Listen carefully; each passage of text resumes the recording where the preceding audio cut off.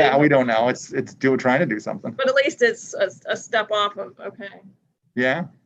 I have an icon now that says live on custom live streaming service. Okay.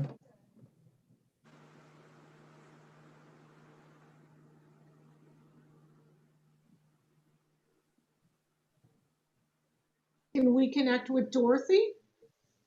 Is that you said who is trying to? I don't. Yeah, it's just been showing the 3 dots ever since I logged in. We could try that. Yeah, I don't know what can you get the YouTube channel URL? That would be great because I got no idea what that is. Ooh, we're at 5:05 already. This is not cutting closer than. That means we're All right, I'm going to go to Zoom and let people in. There are 2 people, Aaron Ginsberg and Helen Nelling. There we go. Hi, Aaron. Hi, Helen. Hey, Helen. We're still working on getting us live streaming here. Oh, now I'm not muted. Hi. Hi. Do we need to do something with Dorothy's image? She can't hear us. I think she hasn't quite connected yet. I'm gonna guess it's a connectivity problem on her end, but I don't know. Do you want me to try and call her? Sure. Yeah, maybe have her log out and log back in. I suck as a technician. Let's be brutally honest.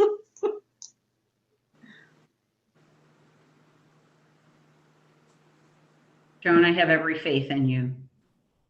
Oh, please, no.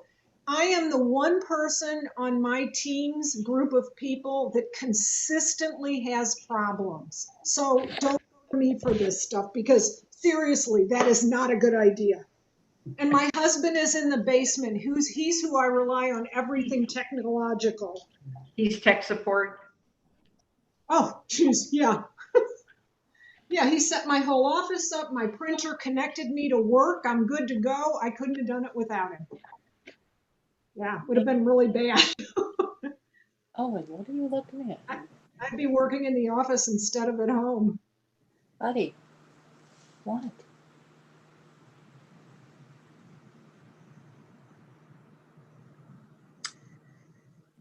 Aaron, I can't hear you. You're muted.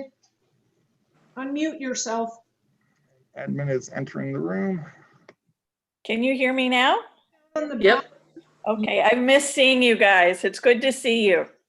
Oh, it's good to see you. How was your summer?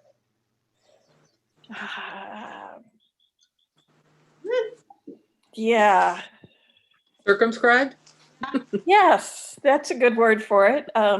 Balky just finished, she laid 2 eggs this summer and she was very, very broody on her nest. So she's happy to be back and being social, so. Hi, Edmund. Hi, everyone. Hey, That was a nice somersault you performed there. I was saving it up. Timing is everything. Hi, Helen. Hey. Oh, you may not all know, but I'm going to be a grandpa. Oh, congratulations. Mazel tov. Thank you. Oh, congratulations, Edmund. I will be right back. And happy holidays. Thank you. Yep.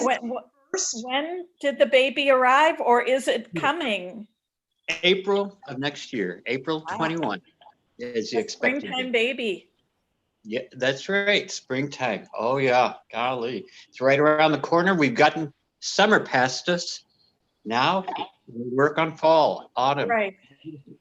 Very good. Oh, wow. So, broody. She was on her nest.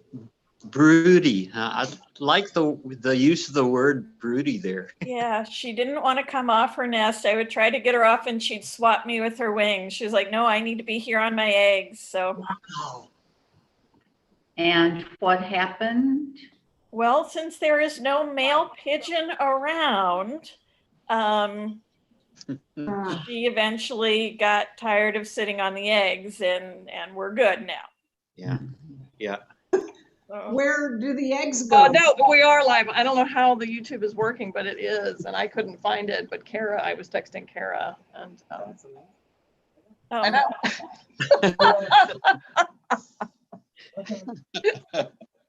Woohoo! One of the grandpa things that I want to share with you is that Emily has they have a Chihuahua, and the Aw. Chihuahua generally sleeps at her feet.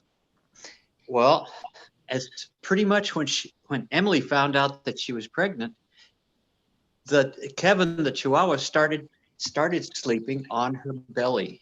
The Chihuahua's name is Kevin.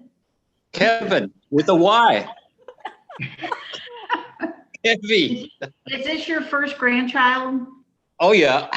Oh, congratulations, Edmund. Thank you. And if any of you have any grandparenting tips, let me know, please. I'm a rookie at this. You're going to be wonderful, Edmund. You've got a loving heart, and that's the main qualification. Yay. And I think the child is going to have lots of aunties and uncles from every different direction. Wow. Terrific. Looking Just forward. gonna throw out a reminder to everybody that we are live now on YouTube and Facebook. So just Okay. Okay. I'd just like to No point out that we're problem. live on YouTube because Kathleen and I are tech geniuses. yeah, I know. We have no idea why we're live on YouTube, but we are. No, it happened by accident. We wanted it to happen, but neither one of us did it. I think it's Oh, well. something from the I've forgotten the author's name of and I've forgotten the title. David Foster Wallace. No, the Wishing to Make It So book. Oh,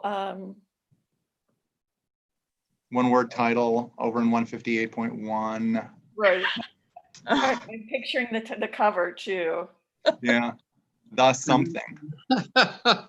Oh, Hey, So since we're live on, there Dorothy. she is. Hi, Oh. Dorothy. Hey, oh, Dorothy, I like your lipstick. Who's? needs to unmute. Joan, well, I guess we have 3 more minutes, but at 5:15 you can call the public hearing to order. So you have a quorum. Dorothy, you're muted, by the way. Dorothy, you are muted. So kind of the lower left side of your screen. Got it. There you go. Can you hear me? Hello, We sure everybody. Hey, can. Dorothy. Good to see everyone. It seems like it's only been a couple minutes and forever since I've seen you all. I know. Oh, We it's all look ageless. September. We're going to order. Patrick, do we want to have Cindy do a roll call for this portion of the meeting? Oh, sure. Yeah. So we still have, it looks like 3 minutes left before you can officially start. Okay. Oh, I thought you said I needed to start this. No, I'm sorry. I was saying it. I started saying that and then saw it was only 5:12 on my clock, 5:13 now. And we'd advertised it starting at 5:15. Started So- our So we need to call the roll for the public portion? Don't really know, but I would guess, I would guess that we had to have a quorum to hold a public hearing, and we might as well have the public hearing, with a roll call. Okay.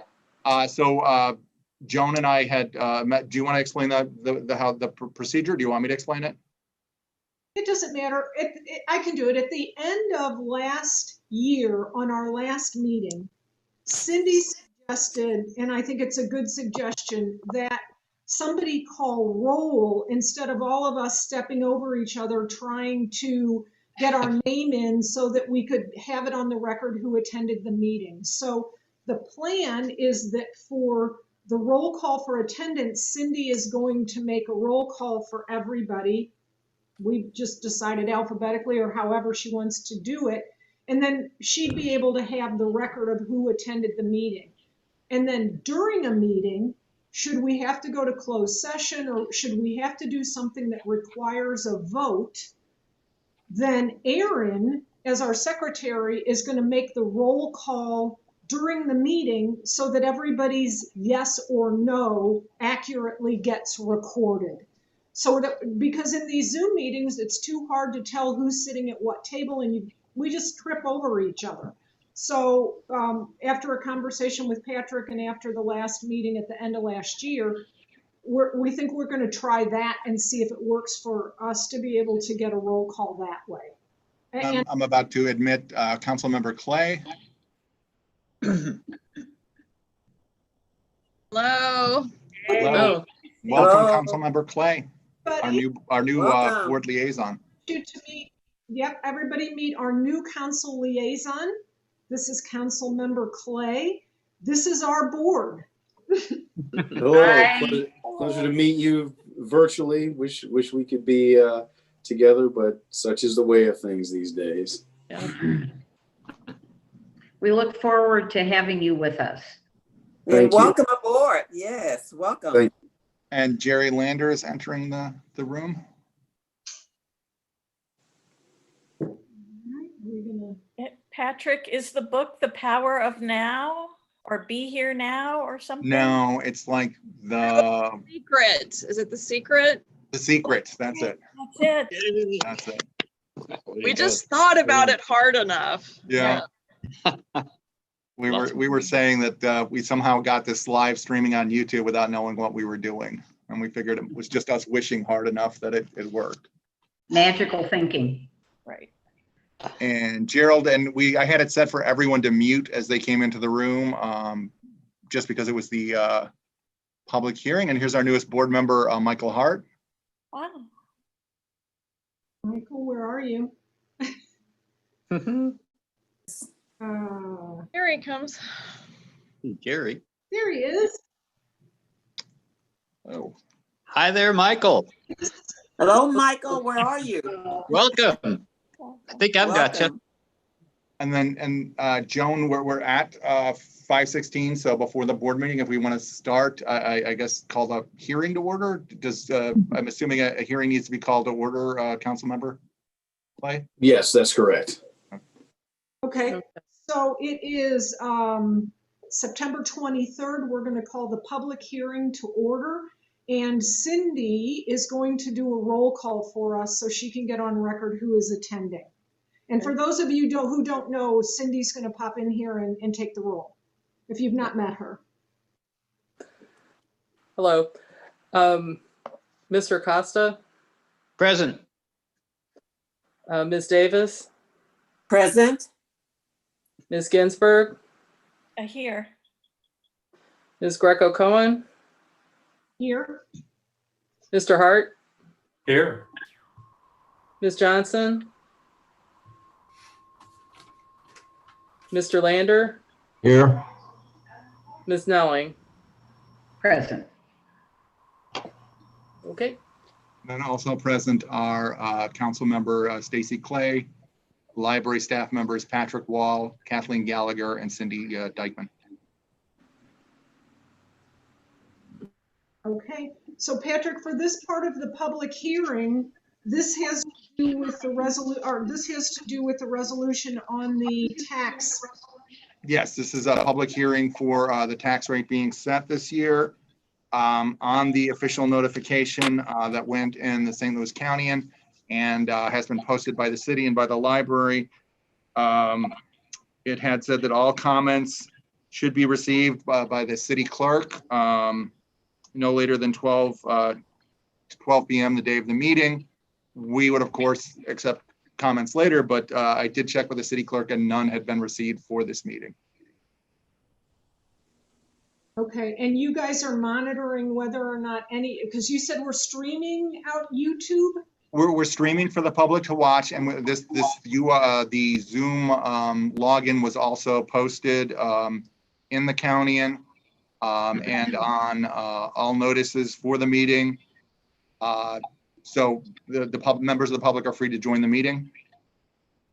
Okay, None have chosen to do so far. okay. Councilmember Clay, is there a set period of time for a public hearing if no one? No, we've had public hearings close within a minute. If there's no there's no comment. It's for the public. So if they're not electing to comment, it closes. Okay.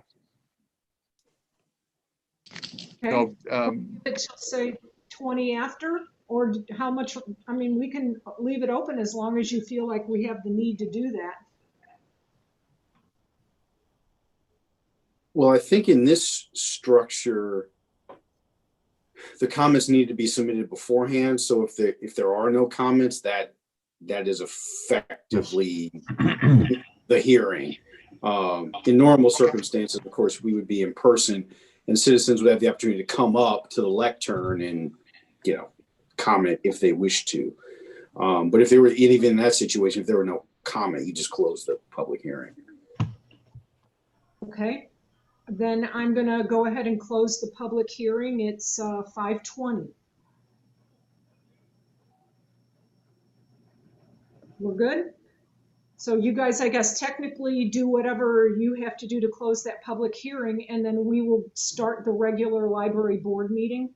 yeah, and we're going to start in the same venue. So just, I guess one other question for Councilmember Clay. Is there any, in Robert's rules, do we have to close the public hearing in a particular way, or is the president saying the meeting is closed enough? How does the mayor do it?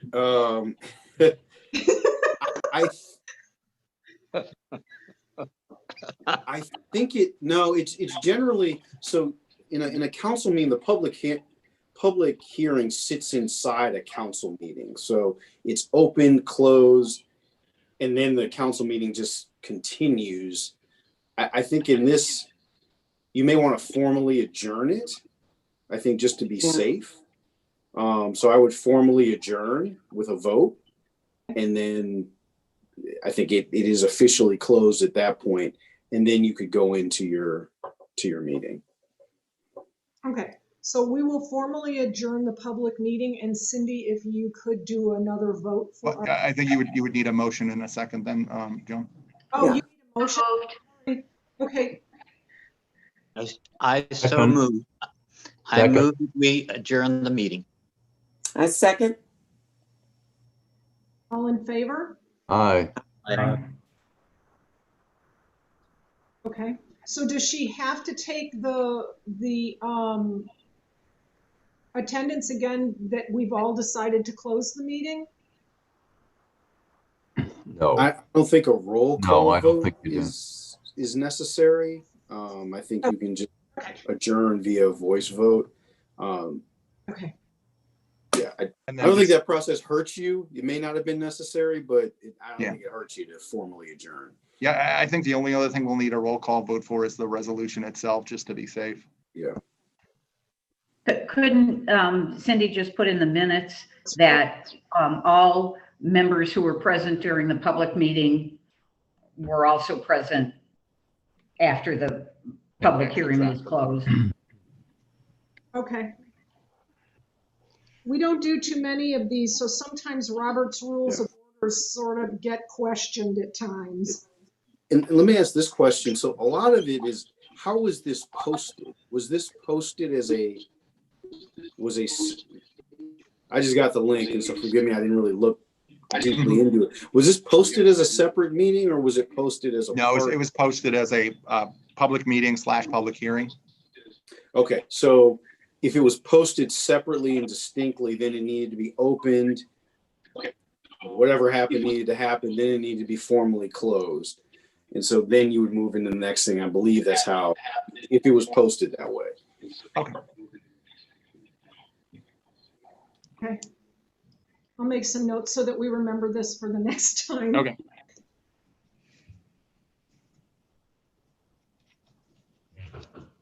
Okay, so then we can go ahead and open the regular library board meeting. And again, today is September 23rd. And I guess because now this switches us over back, and Cindy will have to do another attendance roll call for the minutes for the library meeting. Okay. What time is it, John? If we're opening 5:24 on my. 5:24. Okay. So roll for the regular meeting, Mr. Acosta, Here. Ms. Davis, Here. Ms. Ginsburg, Here. Ms. Greco-Cohen, Here. Mr. Hart, Here. Ms. Johnson, Mr. Lander, Present. Ms. Snelling, Here. and library staff, Patrick Wall, Kathleen Gallagher, Cindy Dykeman, and council liaison, Stacy Clay. Great. So since this is the official library board meeting, again, let me welcome our new council liaison, Stacy Clay, and our new board member, Michael Hart. Thank you guys for joining us. We look forward to working with you. Mr. Hart, if you have any questions, Mike, if you have any questions about how the board operates or whatever, feel free to pipe in at any time. And Councilmember Clay, thank you for helping us through the correct procedures. I appreciate that. I really do. So We're way more fun in person. I have no doubt. right. We're actually a very fun group, and it is really thank you, Helen, that is true.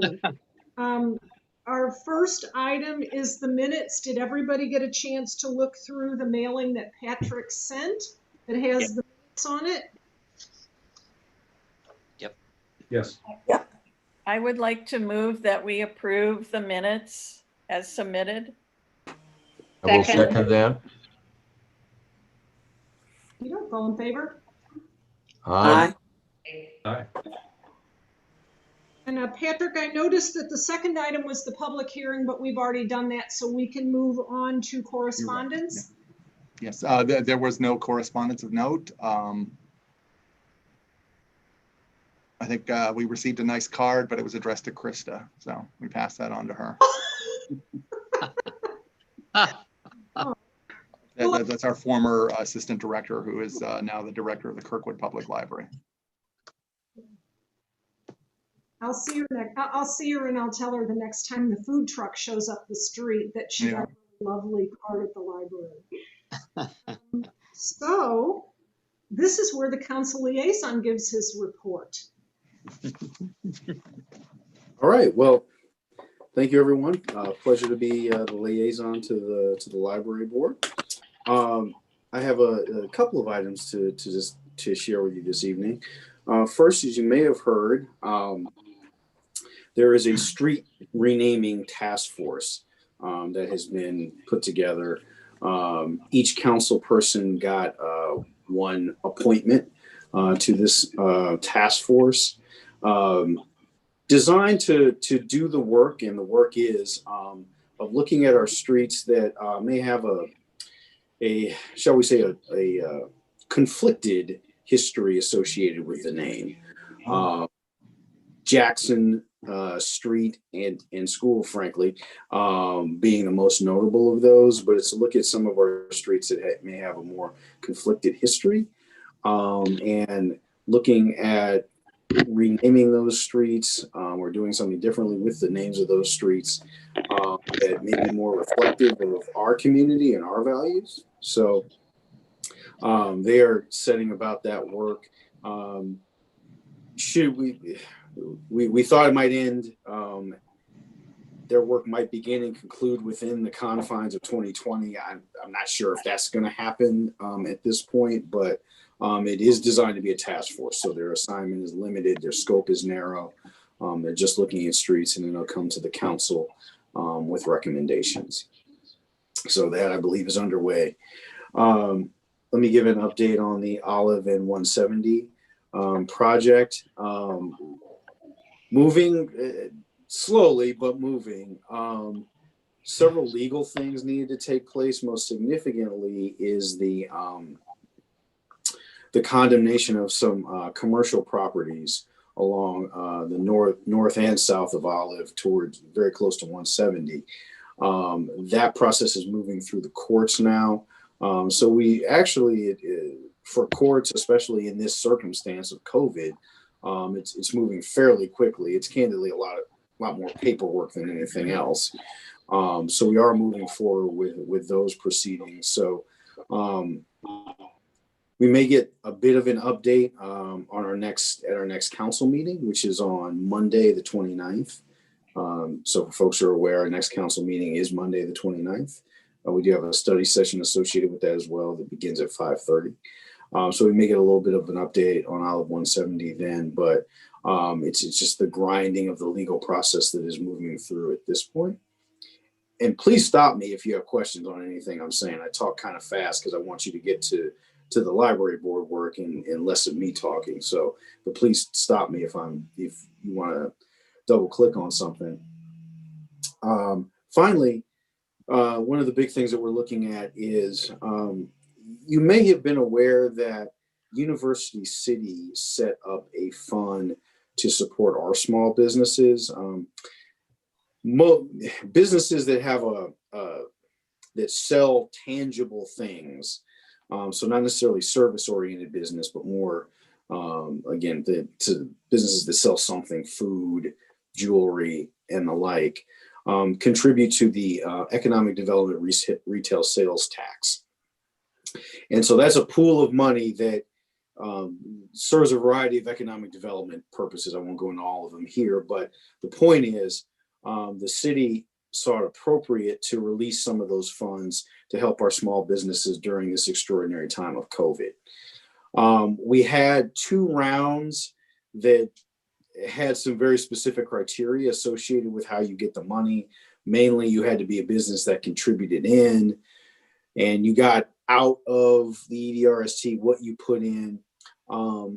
Because does not include service businesses like barbershops, like nail salons. A lot of businesses were not eligible for those first 2 rounds. The 3rd round is for all our businesses, and frankly, a lion's share of the $1 million still remains in the fund. So there's an opportunity to hopefully do some good for some businesses and try to support them during this difficult period. So we are, I know for a fact, getting an update on that process at the September 29th council meeting. So hopefully we will be able to perhaps even next week or the week after begin to release those funds. And again, any UCity business, there's some, you have to be current on some things, but outside of that, it's essentially eligible to any University City business. So we're excited about that. Yes. Stacey, I appreciate your use of the lion's share of the money. Yes. Very good. Indeed. Wherever I can work that in, I always try to do so. I got a quick question. You know approximately how many businesses in the university have gone out of business during this period of time? That's a good question. I don't. I know of one that's closed their doors permanently. Others have closed. I don't know if it's permanent or just during this period. So I don't have a great number on that. That is something I can find out, and perhaps that's something that can be presented by the city manager on Monday when he talks about the EDRST fund. Okay.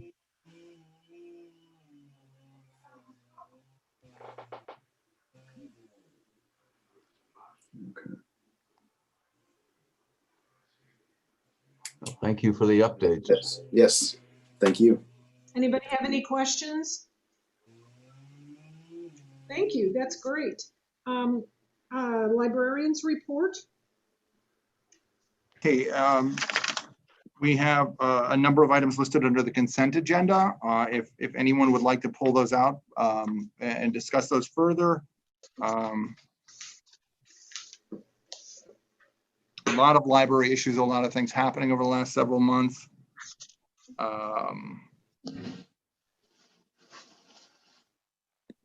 Our summer reading program was different, being all online this year. We've got our binge bags circulating and our binge box is getting ready to go. You know, if there's not anything that anyone wants to discuss, if you wanted to approve the consent agenda. Was there anything anybody saw on the consent agenda that they wanted to talk with Patrick about? No. I would just like to compliment on the idea of binge bags. I'd never heard of that before. And Kathleen, do you recall who's, I know we stole it from other libraries, but who brought that forward? It wasn't me. I've, heard so many compliments and always wanted to be able to say, yeah, it's pretty great of me to have that idea. It wasn't me. It might have been Kara or I think Kara was one of the people pushing it forward. Yeah. Yeah. Wow. It's super. Terrific. Thank you, I make- friends of the library. Mm-hmm. I make a move that we approve the consent agenda, our motion. Second. All in favor? Aye. Aye. Okay, thank you. Aye. Moving on to the discussion items. One of the things that Patrick and I talked about in our pre-board meeting is that the committee appointments, the committee meetings need to set their schedule up for their own meetings. I do have, let me find my list, where we left this at the end of, what was it, June, before we took our summer off. And so what I had was Budget and Finance, Gerald is the chair with Latrice, Dorothy, and Edmund. Building and Grounds, Aaron is the chair with Edmund, Helen, and Dorothy. Long Range Planning, Edmund is the chair with Dorothy and Gerald. And Personnel and Policy, Helen is the chair with Aaron and Latrice. So Mike, you can step in on any of those that you want to be part of. It would be helpful if I could make a suggestion that Personnel and Policy could use another person. And maybe as Long Range Planning, because there's just 2 on each of those committees. If you mind, stepping in on those 2 committees, then the chairs of those committees could set get with each of their members or other board members and get a date pulled for those meetings. Yeah. Love to have you on the Personnel and Policy Committee. You'd be a great addition. I'm happy wherever you need me, so that is perfectly fine with me.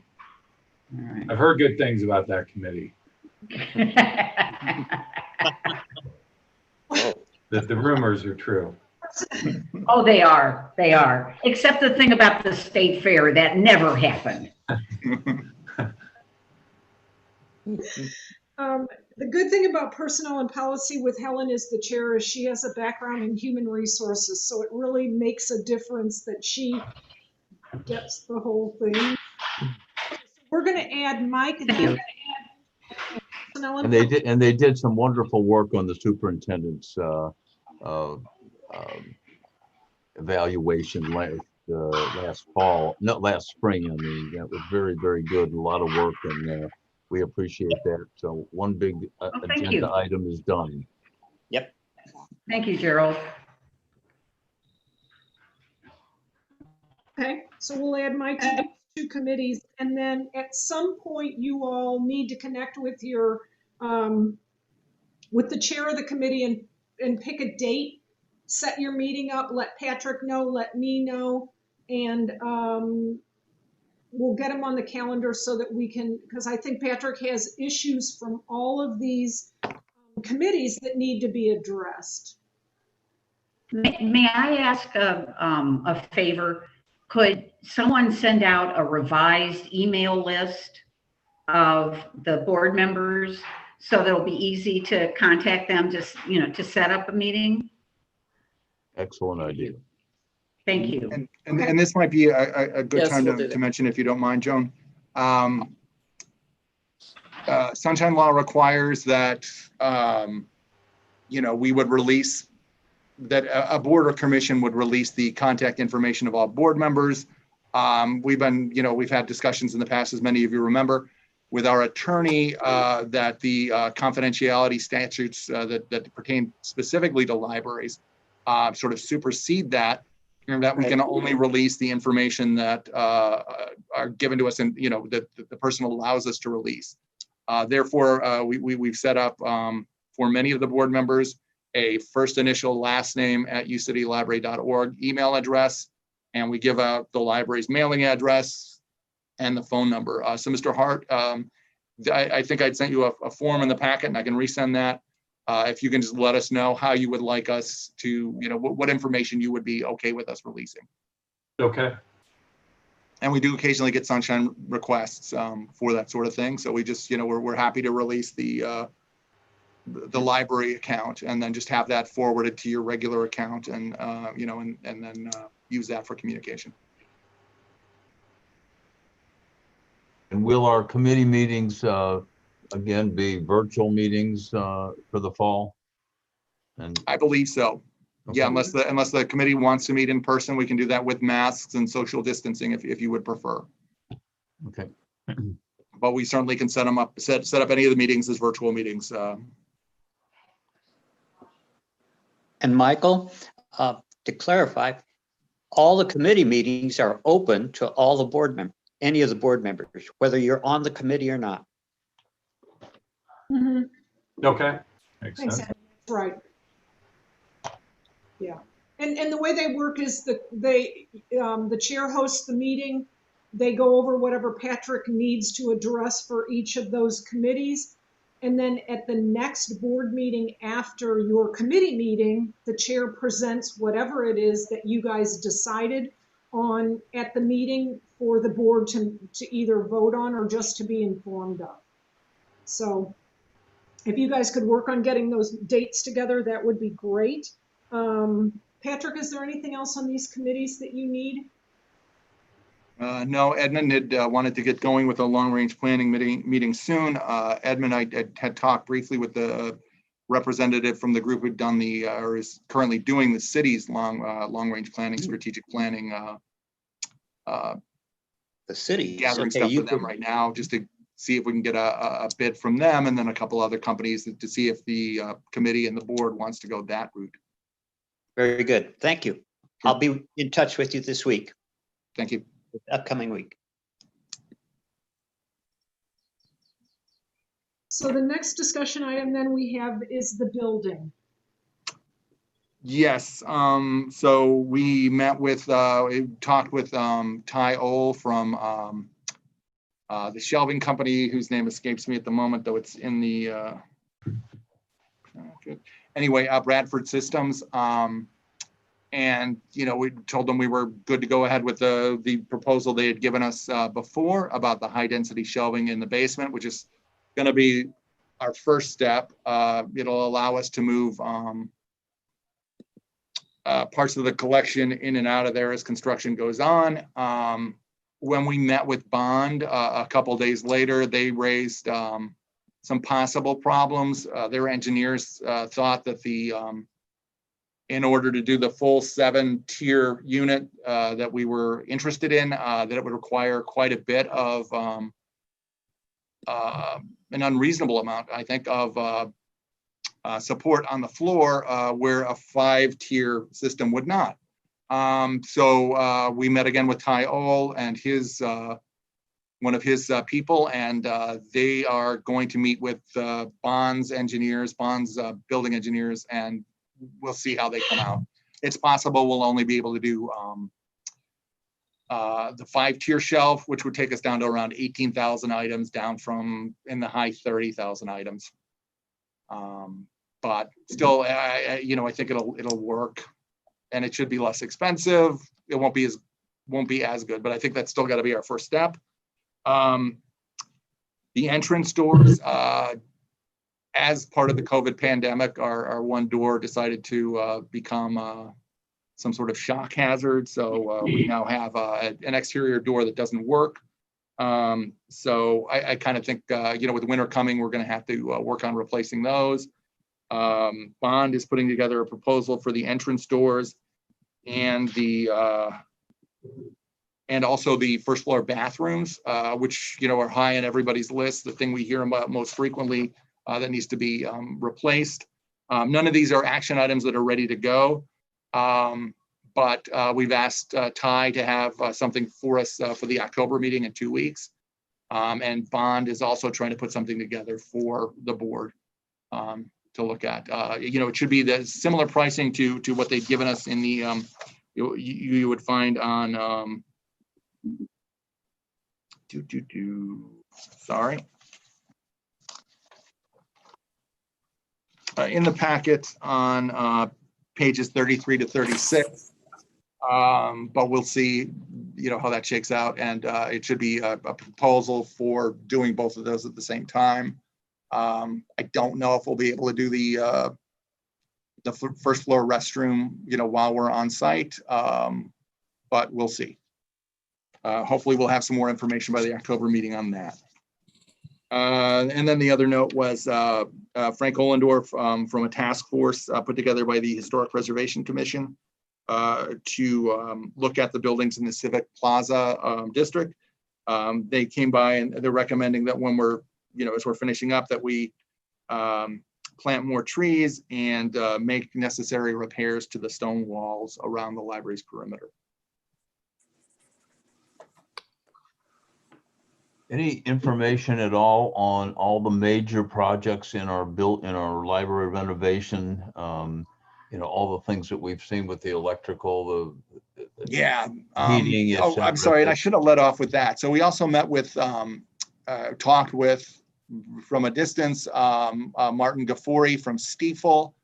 And we kind of came to the conclusion, which he felt was reasonable, that we wait to see how revenue collections go this year and use that as an indication of how things might be going in the economy to see if we can afford to do the project as it's currently laid out.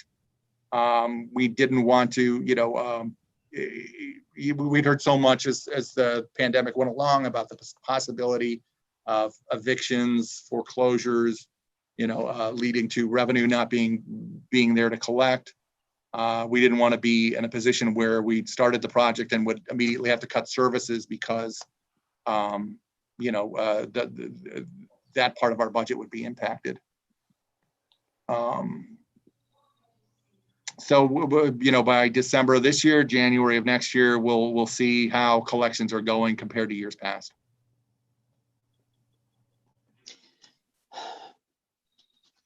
We think we can trim part of the budget, but because we do have the HVAC and the electrical panel, which have to be completely replaced, and those are the bulk of the budget, or at least a good part of the budget.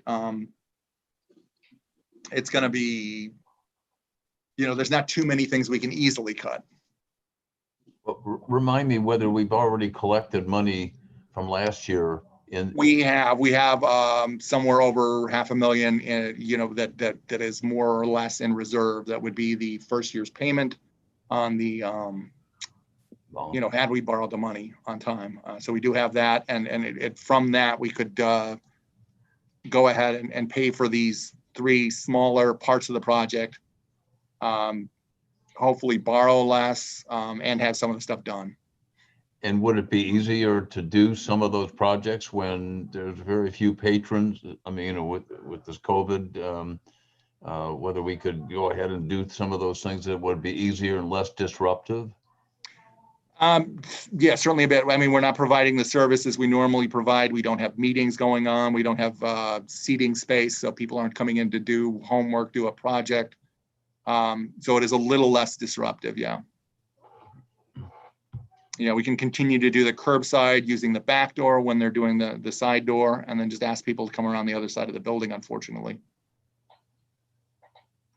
But that should be a matter of, days to a week or so to install the doors on one side. But you're saying if we wanted to, use Gerald's idea that if we wanted to maybe do the bathrooms, Mm-hmm. that you're suggesting that we wait until January or February? I don't know. When do you find out what your revenue is? We'll decide that tonight, what the projected revenue is going to be, and then we'll see how the collections go percentage wise over years past, more specifically over last year when we had roughly the same revenue we were looking for.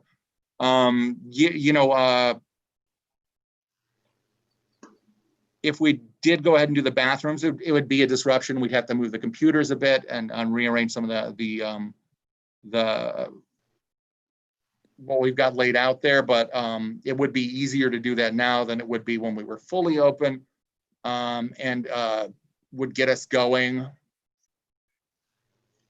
because it would still be a couple of months before we got the construction documents done, everything out to bid, and picked a contractor.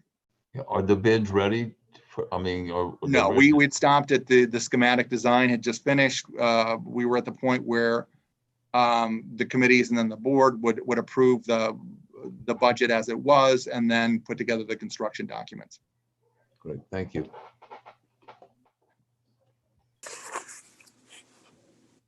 Anybody else have questions? So I guess that we sort of Patrick, have to sit on that for the next, where are we, September? Does anybody see this changing, the situation with the library changing, or anybody else's situation with COVID changing before the first of the year? I mean, do you anticipate the library operating the same way it is now for the rest of the year? Barring, severe declines in infection rate, wide availability of a vaccine. Okay. I think so. I just had heard from St. Louis County. Right. They're not even anticipating opening to let people in the buildings till this next month. And they're going to try again with that. Webster Groves shut down again today, hopefully for just a couple of days while they're awaiting, a COVID test on a staff member. And It's gonna be a while, Joan. It's not gonna be. Yeah, I think so too. It's going to be a while. I mean, Missouri numbers are constantly going up. That's the headline today was that hospitalizations are at the highest they've ever been in the state of Missouri. Right. And I think with fall coming and with people being indoors more, it's not gonna, that doesn't bode well. So I would kind of assume that the library would operate as it is now, probably through the end of the year, if not farther. Absolutely. Agreed. Yeah, Kathleen and I were talking about that. What are going to be the milestones? And there's no good ones in the offing. No. We might, based on staffing, we've sort of we've lost a couple people just to attrition, just the normal course of things, and we've sort of let that slide. We don't have the capacity right now to add more hours without hiring somebody new. Okay. We're discussing when we can add the Sunday hours because we think that's important for this community. But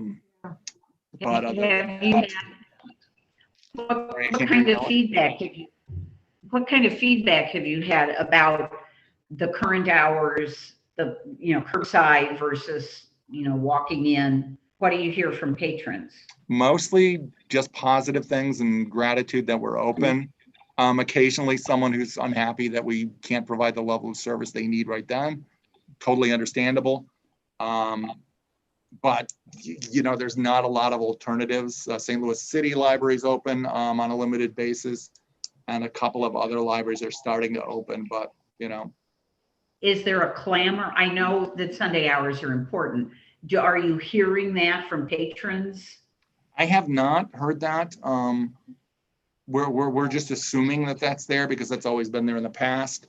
But I haven't had anyone really complain about, not being open in the morning before 11 or not being open after 7.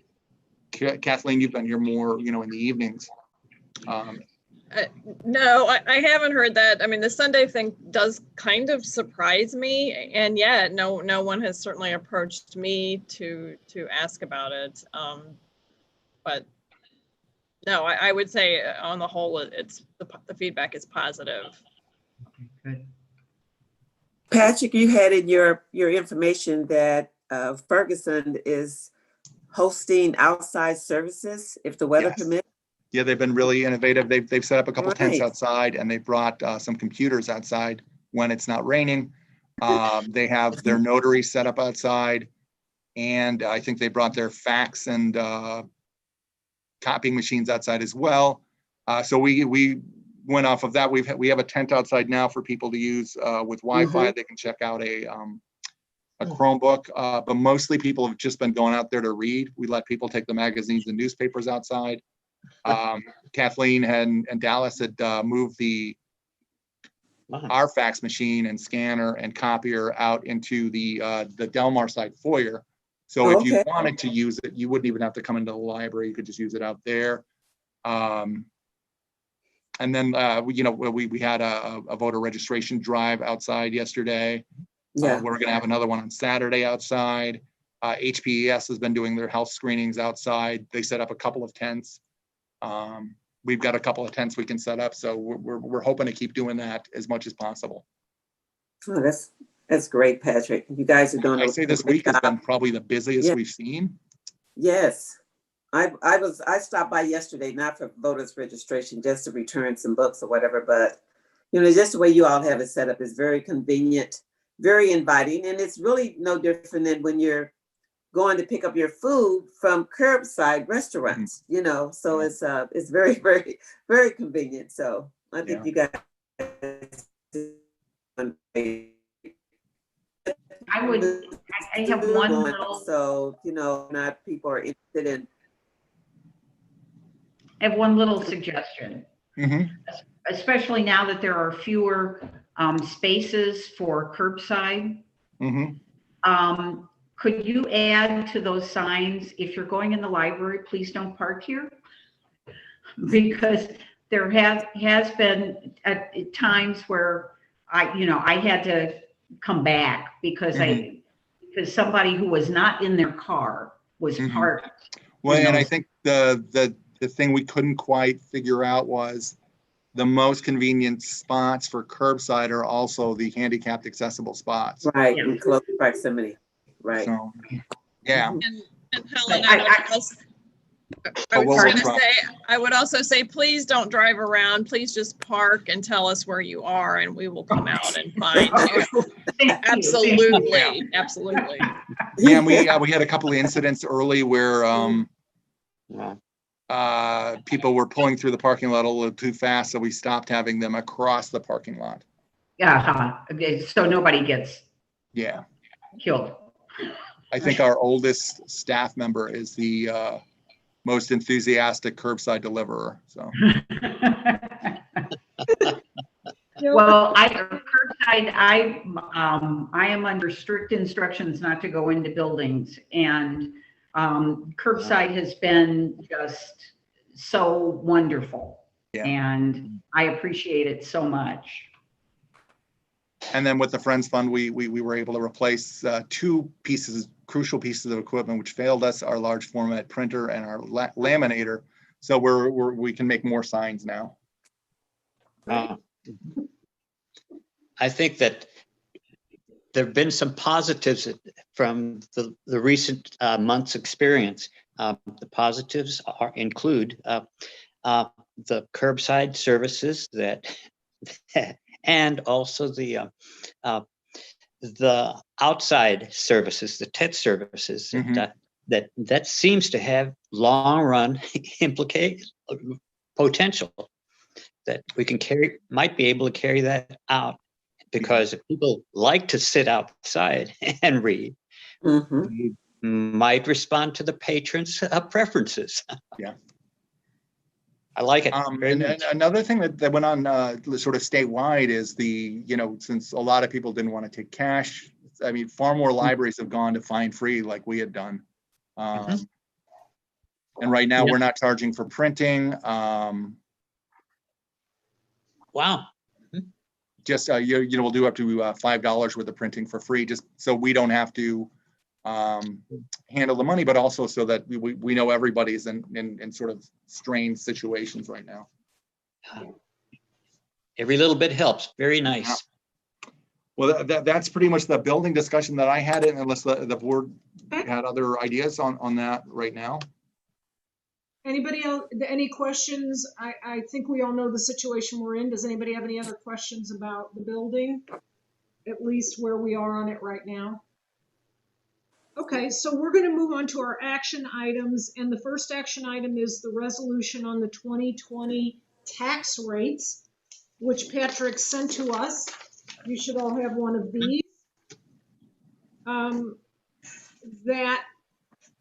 Patrick, if I remember correctly, I don't know that there's anything anybody wants to discuss, but if there is, we can. But this is something that's going to require a roll call vote by Aaron, correctly? Yeah? I believe Sure. so. Yes. Accept this resolution. Does anybody want to discuss it? And then I guess, Mr. Clay, would it be necessary to read the resolution aloud, or is it enough to put it up on the screen? I think can you share? Yeah, I can share it. Give me just a sec. And if you share it on the screen, will it be part of the recording? Yes, it should be. Okay. Okay.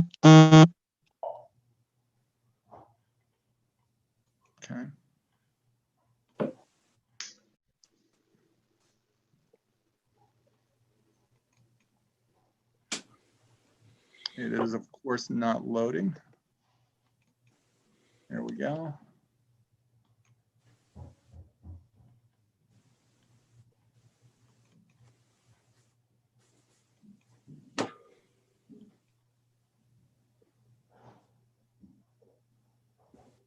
Ellen, you are muted. I'm sorry, I was muted because I'm giving instructions to people. Just wanted to make sure your voice heard. I'm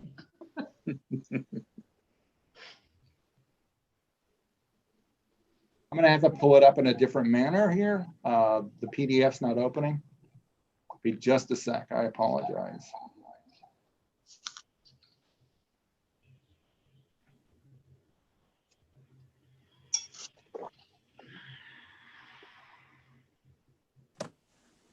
Aaron, while Patrick's bringing that up, you and I will both have to go into the library and sign this. Did Patrick point that out or mention that to you? I'd be I happy did not. to. Okay, yeah, we need to go in and sign it, and I have an iPad I have to return, so. Mhm.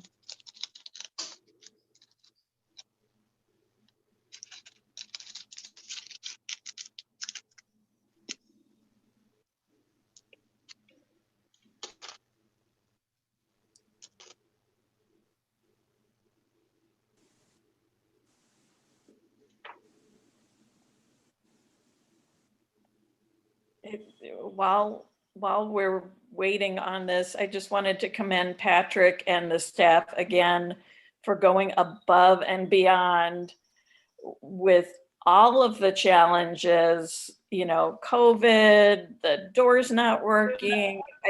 It's just been a nonstop set of challenges, and the U City Public Library has done an outstanding job of making sure that patrons are able to access what they need during this challenging time. So thank you. Thank you.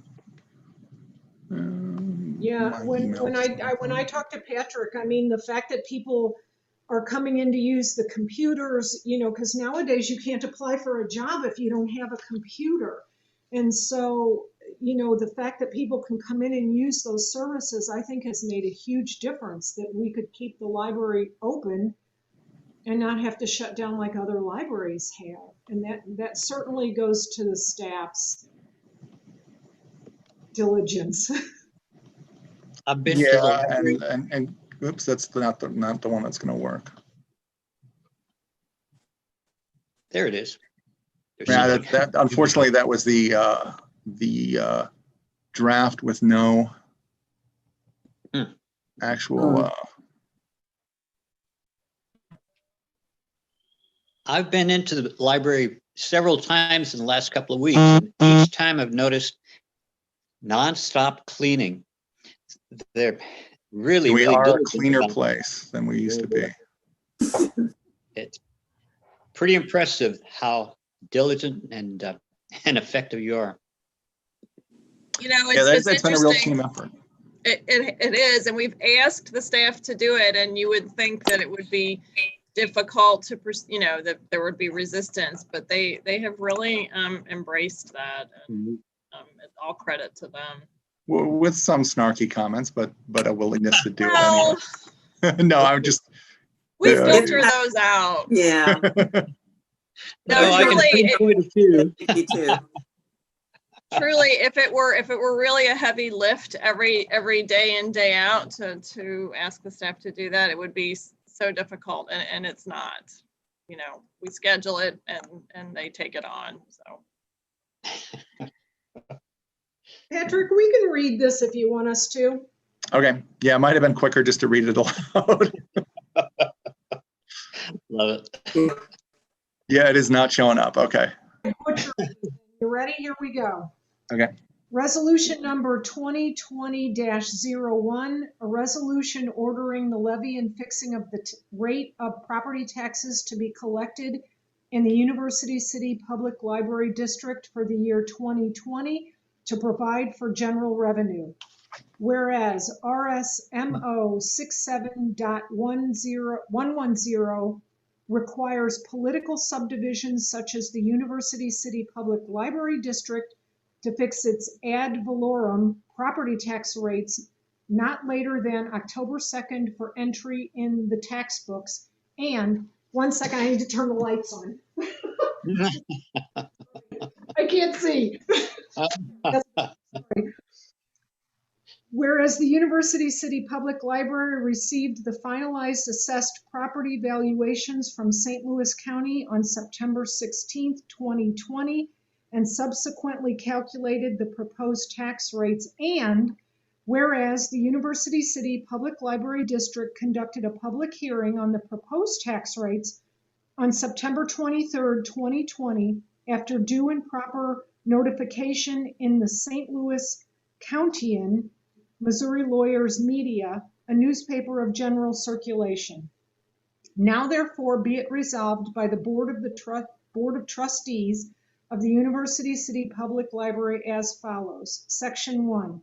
There is hereby levied for the year 2020 upon all real and personal property subject to taxation in the University City Public Library District in University City, Missouri, the following taxes for the following purpose, to wit: A, for general revenue purposes, a tax of 0.3650 on residential property, a tax of 0.3450 on commercial property, and a tax of 0.4080 on personal property on each $100 of assessed valuation.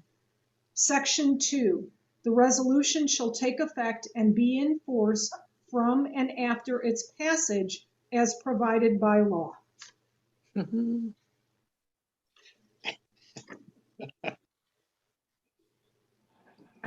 Okay, so do we need a vote to pass it? Yeah, you need a motion, second, and then I believe a roll call vote. I move that we pass the property tax resolution number 2020-01. Seconded. Aaron? So I am going to roll call and make sure that everybody's voice is heard. Edmund? Aye. Dorothy? Aye. Joan? Yes. Mike, do you like to be called Mike or Michael? Mike's fine. Mike, what do you say? Yes. Great. Latrice has not joined us tonight. Gerald Yes. and Helen Aye. and me, Erin Ginsberg, I say aye as well. Okay, so continuing past this 23rd day of September 2020.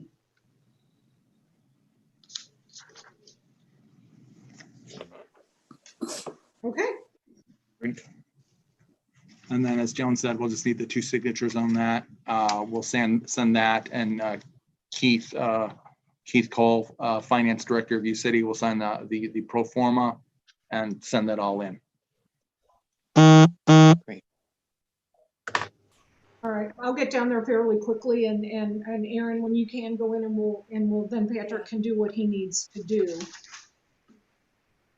Okay, Patrick, you put in the action items the building again, the high density and the entrance doors and the back. Yeah, and none of that is ready to go. Okay. So then the next action item is going to be the MoreNet grant. That's a grant, right? No, this is it's a tech ladder grant, Library Services and Technology Act grant through the state library. And on page, so it's 3 invoices. The total is $58,842 even. It's to TechLogic, who's doing our RFID project, through whom we're buying the material. We've already paid $11,328 of this. They required that up front, and we did that under the revised purchasing policy the board passed at the last meeting. So of this 58,842, 29,102 of it is grant funded, and the other 29,740, the bulk of which is the RFID tags for our collection, is local match. I make a move that we pay the remaining amount. Second. All in favor? Aye. Okay, so was that, Patrick, I had MoreNet and Tech Ladder grant as 2 separate line items. Do I still have MoreNet in there? Huh? I had MoreNet as a separate line item from that Tech Ladder. That might have been the original agenda we had talked about last week. I don't have that on there at this point. Okay, I'll just cross it off of my agenda for today. I didn't. Yeah, we had paid the bulk of the MoreNet bill at a previous meeting and approved that. The MoreNet stuff that's outstanding will only be outstanding if we're successful in our DED application that we were supposed to have heard about long before this meeting, but we haven't heard about yet. Okay, all right, I'll just exit off my list. Okay. So just then the resolution and the one action item is the only thing that we need to get covered tonight. Yes. Vote. Okay.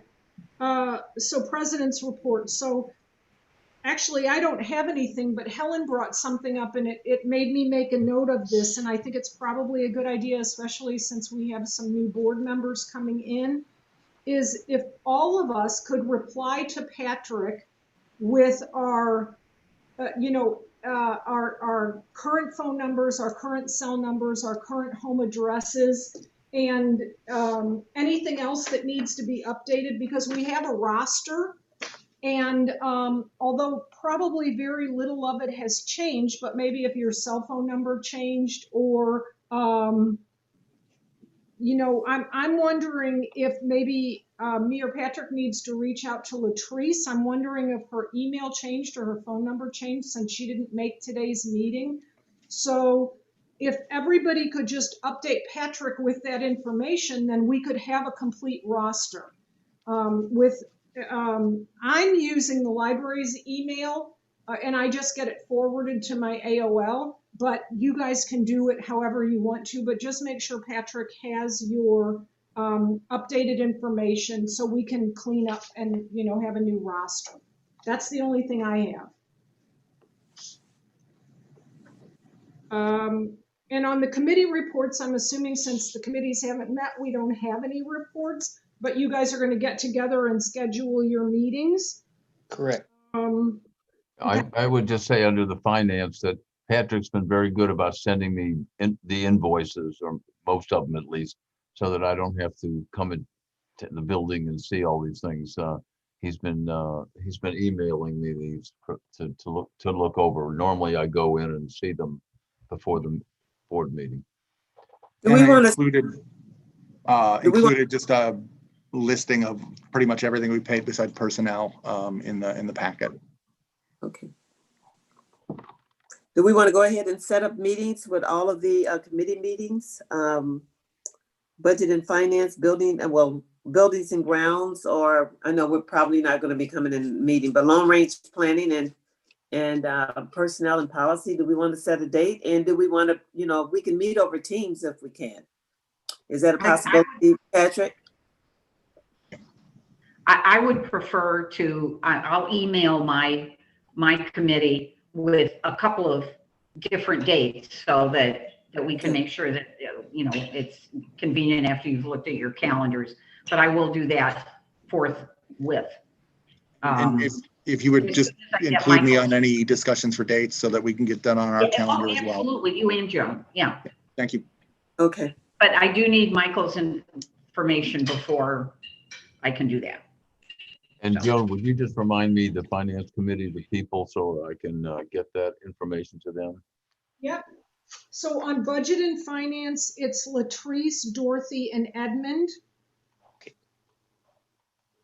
And like I said, either Patrick or I will reach out to Latrice and find out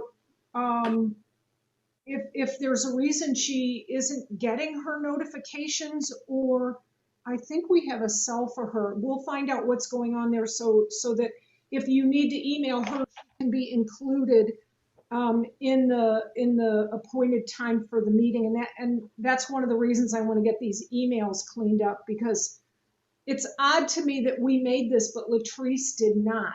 So, and I know she works a couple of different jobs, but now that we have these meetings available online, she's been trying to attend. So I want to find out what happened there. So Gerald, that gives you Latrice, Dorothy, and Edmund. Anybody else need to know who's on their committee? No, I've got mine. Good. Okay. Is there any old business? No? New business? Good, you guys are an easy group. We're adjourned. Great meeting. Thank you. Good to see everybody. Excuse me, do we have a list of meetings for the coming year? That is included in, let me see, I've got that written down. It's in the page 15 of the packet has the library calendar. I didn't see that, so I'll talk to you later about getting a list. Thank to have you with us, Stacy and Mike. Yeah, thank you. No, glad to be here. Thank you. Enjoy the autumn. All right, take care. Bye, everybody. Goodbye, everybody. All right. Be safe. Be safe. Everybody take care, and we will see you in October.